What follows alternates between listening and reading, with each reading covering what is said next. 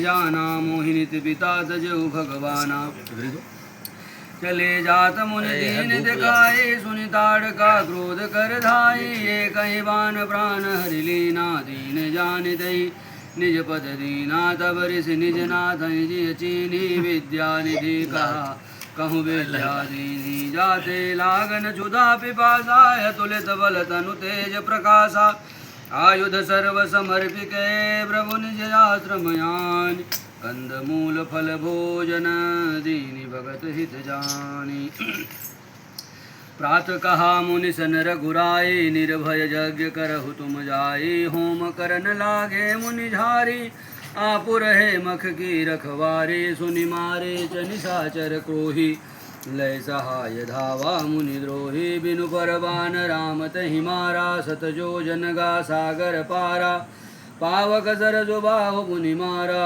अनुज सिंहाचर कटु संहारा मारे असुर द्विज निर्भयकारी स्तुति करहि देव मुनि झारी तहाँ पुनि कजुक दिवस रघुराया रहे किनि विप्रन परदाया भगति हेतु बहु कथा पुराना कहे विप्रज यद्यपि प्रभु जाना तब मुनि सादर कथा बुझाई चरित एक प्रभु देखिय जाई धनुष यज्ञ सुनि रघुकुल नाथा हरष चले मुनि वर के साथा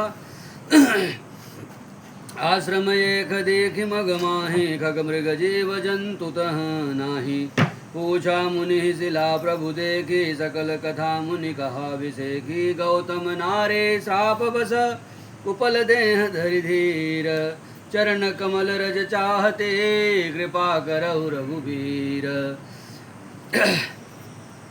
पर सत पद पावन शोक न सामन प्रगट भये तप पुंज सही देखत रघुनायक जन सुखदायक सन्मुख होई कर जोरी रही अति प्रेम अधीरा पुलक शरीरा मुख नहीं आवै वचन कही अतिशय बड़ भागी चरण ही लागी जुगल नयन जलधार बही धीरज मनु कीना प्रभु कहूँ चिन्हा रघुपति कृपा भगति पाई अति निर्मल बानी अस्तुति ठानी ज्ञान गम्य जय रघुराई मैं नारी पावन प्रभु जग पावन रावण रिपुजन सुखदाये राजीव मीलोचन भव भय मोचन पाहि पाहि शरण आई मुनि श्राप जो दीना अति भल कीना परमय अनुग्रह मय माना देख्यूं भरि लोचन हरि भव मोचन इहै लाभ शंकर जाना बिनती प्रभु मोरे मैं मति भोरी नाथन मागऊं बरयाना पद कमल परागा रसय अनुरागा मम मन मधुप करय पाना जहि पद सुर सरिता परम पुनीता प्रगट भई शिव शीस धरि सोई पद पंकज जहि पूजत यज मम सिर धरऊ कृपाल हरि एहि भांति सिधारी गौतम नारी बार बार हरि चरण परी जो अति मन भावा सो बर पावा लय गए पति लोकयनंद भरी अस प्रभु दीन बंधु हरे कानन रहित दयाल तुलसीदास सठते ही भजो छाड़ी कपट जंजाल चले राम लक्ष्मण मुनि संगा गए जहाँ जग पावनी गंगा गाधि सुनु सब कथा सुनाई जहि प्रकार सुर सर मही आई तब प्रभु ऋषिन समेत नहाए विविध दान महि देव निपाए हर्ष चले मुनि वृंद सहाया बेगी विदेह नगर नियराया पुर रम्यता राम जब देखी हर्षे अनुज समेत विषेखी बापी कूप सरित सरनाना सलिल सुधा सम मनि सोपाना गुंजत मंजु मातर भृंगा पूजत कल बहुवरन विहंगा वरन वरन विकसेवन जाता त्रिविध समीर सदा सुखदाता सुमन बाटिका भागवन विपुल विहंग निवास फूलत फलत सुपल्लवत सोहत पुरजमुपास बनैन बरनत नगर निकाई जहाँ जाई मन तहीं लुभाई चारु बजारु विचित्र जम्बारी मणिमय विधि जनु सुकर समारी धनिक बनिक बर धनद समाना बैठे सकल वस्तु लय नाना चौहट सुंदर गली सुहाई संतत रहि सुगंध सिंचाई मंगलमय मंदिर सब केरे चित्रित जनुरति नाथ चितेरे पुर नर नारी सुभग सुचि संता धर्मशील ज्ञानी गुणवंता अति अनूप जह जनक निवासो बित कहीं विबुध बिलोकी बिलासु हूँ ही चकित चित कोटि बिलोकी सकल भुवन शोभा जनुरोकी धवल धाम मणिपुर टपट सुगठित नाना भांति सिय निवास सुंदर सदन शोभा किमि कही जाति सियावर रामचंद्र की जय।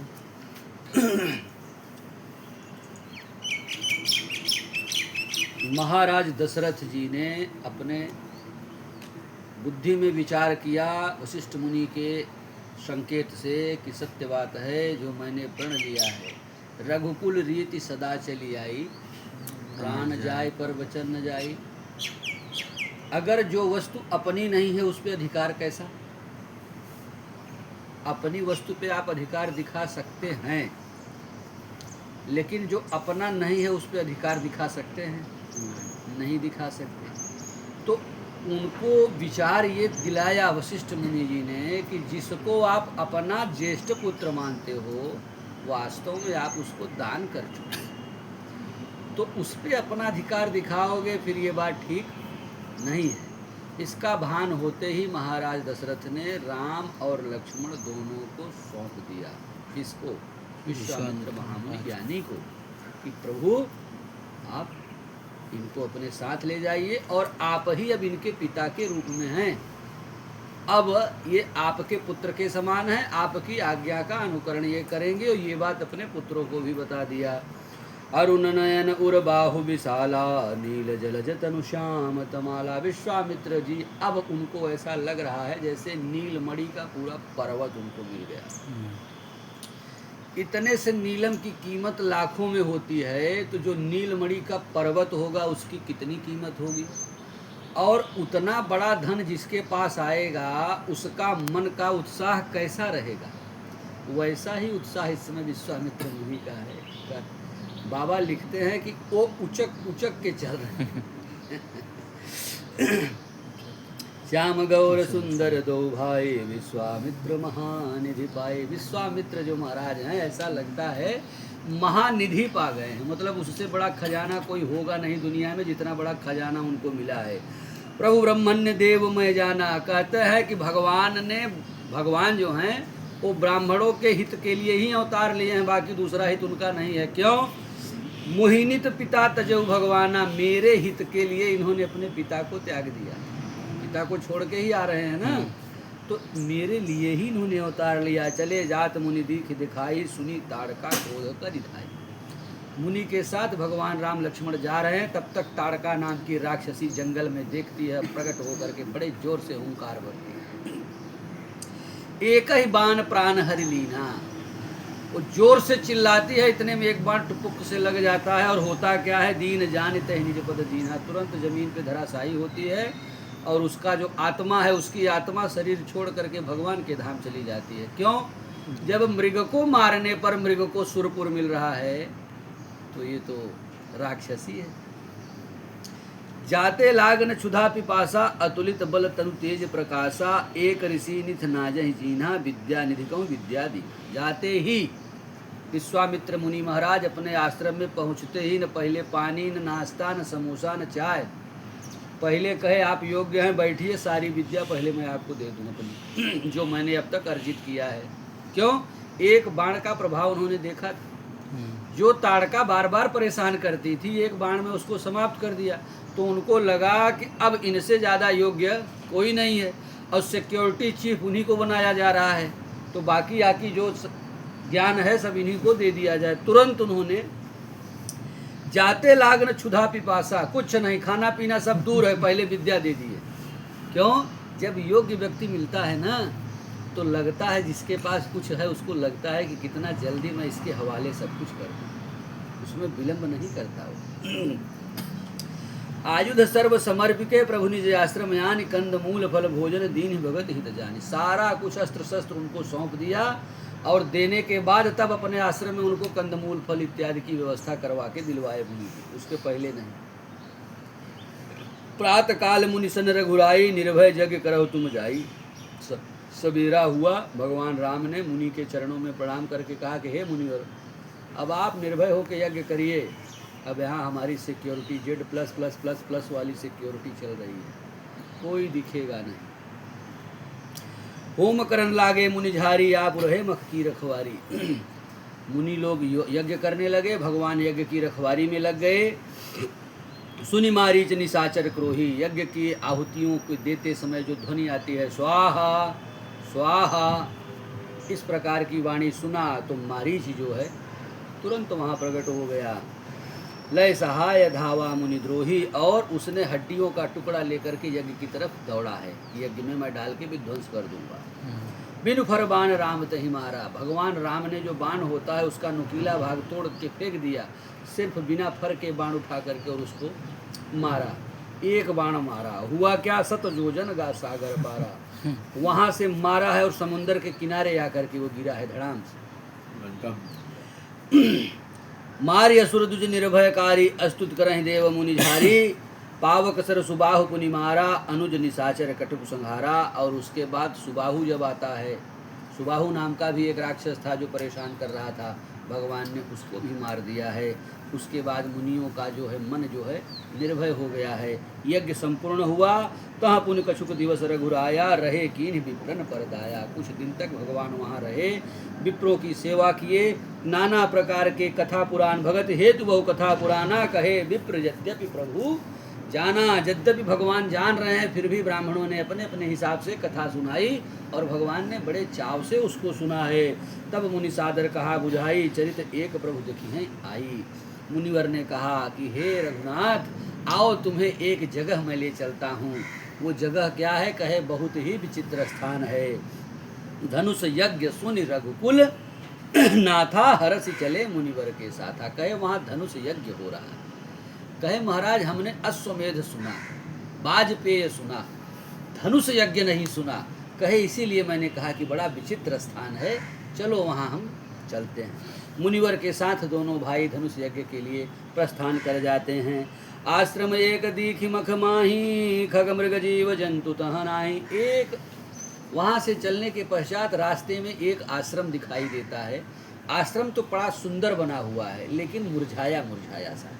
वहाँ कोई मृग नहीं है, कोयल नहीं है, तोता नहीं है, पक्षियाँ नहीं, वृक्षों में कोई पत्ते हरे भरे नहीं है, सब सूखे मुरझाए टाइप के हैं।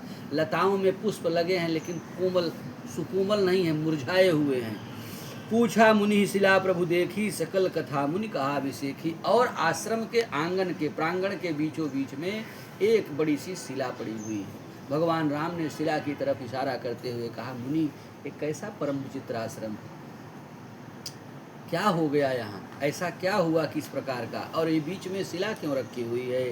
गौतम नारी श्राप बस, उपल देह धरि धीर, चरण कमल रज चाहती, कृपा करहु रघुवीर। मुनिवर ने बताया कि गौतम नाम के ऋषि, उनकी पत्नी है ये अहिल्या जी, और मुनिवर ने इनको श्राप दे दिया है। अब आपके चरण की धूल अगर इन पे पड़ेगी तभी इनका जो है कल्याण होगा, अन्यथा ये पत्थर के रूप में पड़ी रहेंगी।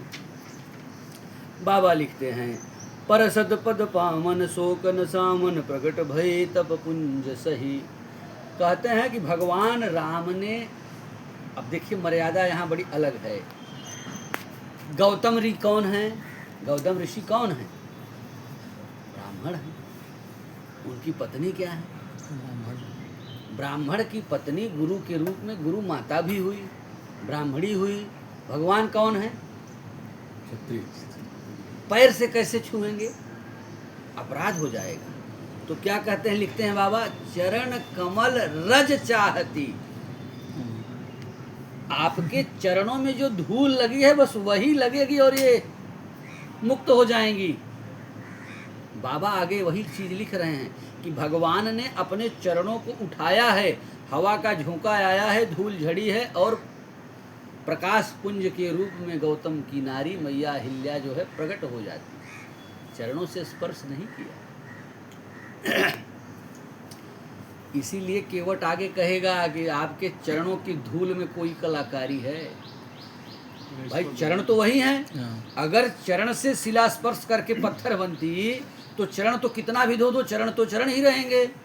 लेकिन चरण में नहीं, चरणों की धूल में जादू है। इसीलिए उसने पानी कठौता में उस चरण को धोया है, धूल को, और उसका पान किया है, फिर उनको नाव पे बैठाया है। बराबर ना? आगे चलिए, दर्शन कीजिए। जैसे ही चरणों की धूल पड़ी है पत्थर पे, गौतम की नारी अहिल्या मैया प्रकट हो गई और क्या कहती हैं?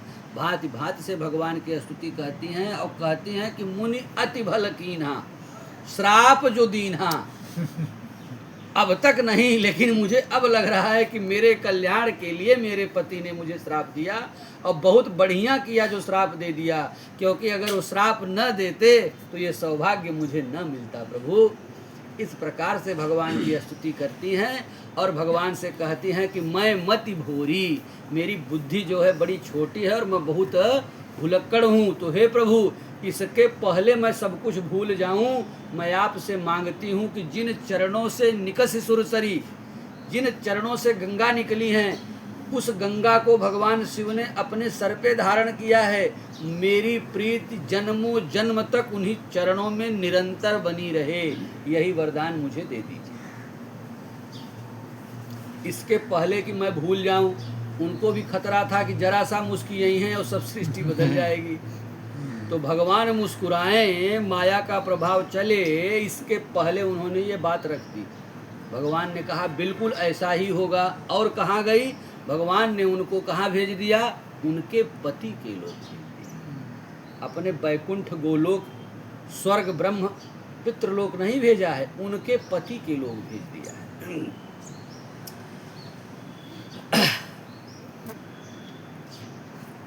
अस प्रभु दीन बंधु करि कारण रहित दयाल, तुलसीदास सट जे भजो छाणी कपट जंजाल। बाबा लिखते हैं कि इतने करुणा निधान, इतने कृपालु भगवान श्री रामचंद्र को छोड़ कर जो जीव कुछ और सोचेगा, क्या उसका कल्याण हो सकता है? नहीं होगा। अतः छाड़ी कपट जंजाल, मन में जितना भी कपट है उसको छोड़ दीजिए, क्योंकि कपट से कुछ मिलता उलता नहीं है सिवाय अपमान के। जितना होशियारी लेके घूमेंगे उतना ही आपको अपमान झेलना पड़ेगा। क्यों? क्योंकि संसार में व्यक्ति दूसरे के मनोभाव और कार्य को समझता है। इसीलिए कपट को छोड़ दीजिए, दुनियादारी के जंजाल में ज़्यादा दिमाग मत लगाइए, भगवान का जाप कीजिए, भगवान ही आपके कल्याण के हेतु हैं। चले राम लक्ष्मण मुनि संगा, गए जहाँ जग पावनी गंगा। अब भगवान राम पहली बार गंगा जी से मिल रहे हैं इस पृथ्वी लोक पे, पहली बार निकली हैं उन्हीं के चरणों से, और अब गंगा जी के पास जा रहे हैं। गाधि सुनू सब कथा सुनाई, जही प्रकार सुर सर मही आई। गंगा के पास जब पहुंच गए तो गंगा की लहरों में उछाल होने लगा, हर्षित हो गई। क्या कि मेरे प्रभु आ गए। गंगा की लहरों में उछाल हो गया, नीर इतना निर्मल हो गया कि एकदम गहराई तक का दर्शन होने लगा, सारे जीव जंतु दिखाई देने लगे, सब छाप लिए। विश्वामित्र मुनि ने बड़ी सुंदर कथा बताई कि किस प्रकार से गंगा जी पृथ्वी पे आई हैं, और ये पराक्रम भी आपके ही पूर्वजों ने किया है, महाराज भगीरथ। उन्हीं के प्रभाव से ये गंगा आज इस पृथ्वी को, जगत पावनी गंगा इस पृथ्वी को अभिसिंचित करने के लिए आई हैं। प्रभु तब ऋषि न समेत नहाए, विविध दान महिदेव पाए। भगवान वहाँ पे गंगा जी में प्रवेश करके स्नान करते हैं, पान करते हैं, और निकल करके तीर्थ में जब भी जाइए, मेरा निवेदन है, तीर्थ में जब भी जाइए वहाँ दान जरूर करिए, और स्नान दान, तीर्थ का यही महत्व है। बाकी तीर्थ का कोई, तीर्थ में जाना क्यों, तीर्थ भी तो पृथ्वी का एक हिस्सा है, लेकिन वहाँ जाने का मतलब है कि वहाँ आप स्नान और दान करेंगे तो तीर्थ का महत्व है।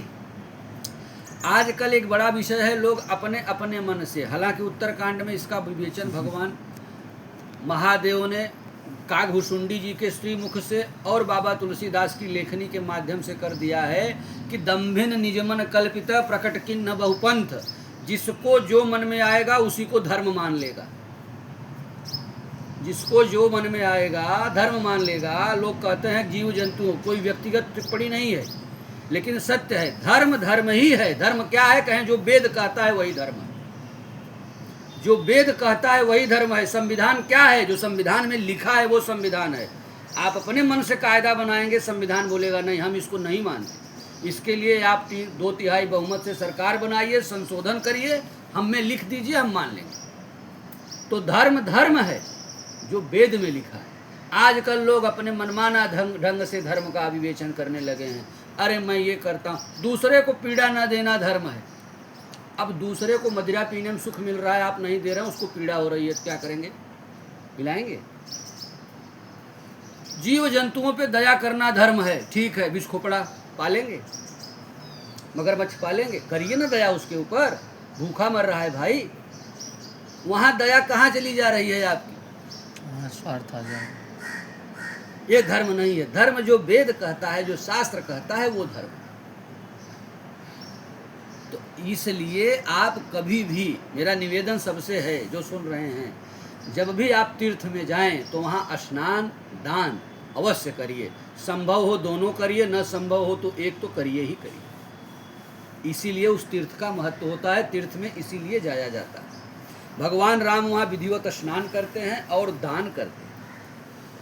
हरस चले मुनि वृंद सहाया, बेग विदेह नगर नियराया।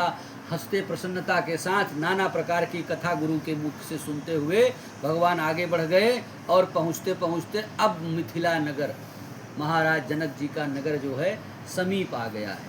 बाबा वर्णन करते हुए कहते हैं कि इतना सुंदर विचित्र रचना उस नगर की है, जिसका वर्णन करते हुए कहते हैं कि पहले तो उस नगर में जल ही जल है।